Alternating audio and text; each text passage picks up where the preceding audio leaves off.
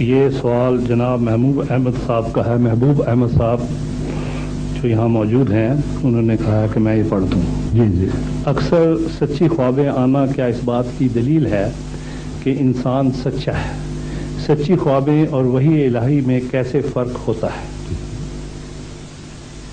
سچی خوابیں آنا اکثر اس بات کی علامت ہوا کرتی ہے کہ اللہ تعالیٰ سے کوئی تعلق ہے، لیکن سچی خوابیں آنا اس بات کی ضمانت نہیں ہے کہ یہ شخص واقعتاً نجات یافتہ ہے، کیونکہ سچی خوابیں سائنسدانوں کو بھی آئی ہیں، دہریوں کو بھی آ جاتی ہیں.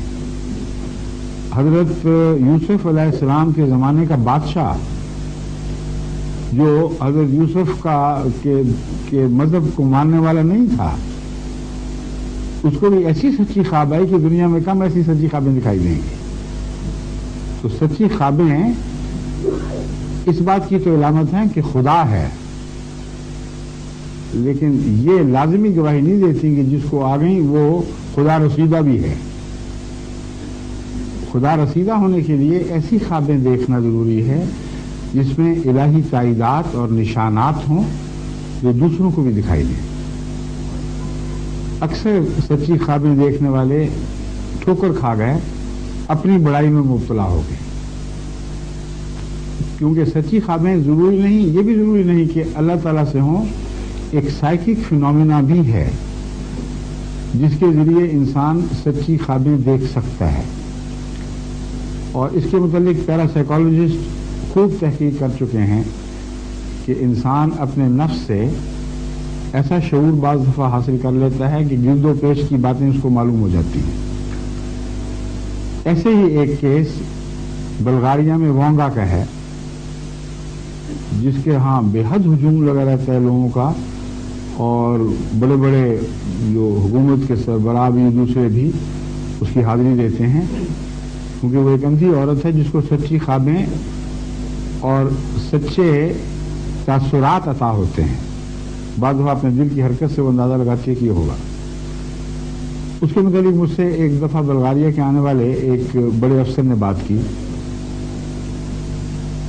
تو میں نے اس کو یہ سمجھایا، میں نے کہا میں نے جو مطالعہ کیا ہے ایک بھی ایسا مجھے واقعہ دکھائی نہیں دیا کہ وانگا کو اس کی تائید میں اللہ تعالیٰ نے کوئی نشان دکھایا ہو، یا جو اس کو خواب آئی تھی اس کا انذار، اس کا منذر پہلو کوئی تبدیل کر سکا.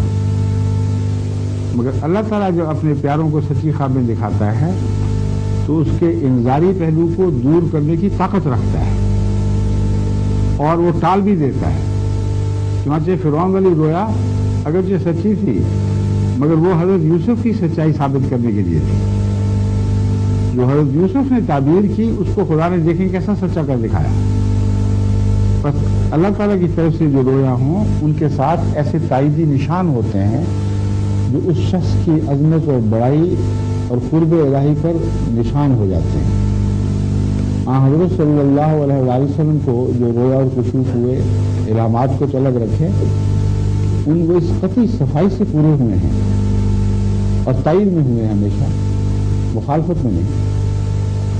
بس ایسا بزرگ انسان جس کو خدا سچی رویا دکھاتا ہے اس کو اپنی رویا نمونے کے طور پر دوسروں کو دکھانی چاہیے، بتانا چاہیے کہ دیکھو میری تائید میں خدا نے یہ نشان مجھے بتایا ہے اور ایسا ہو کر رہے گا.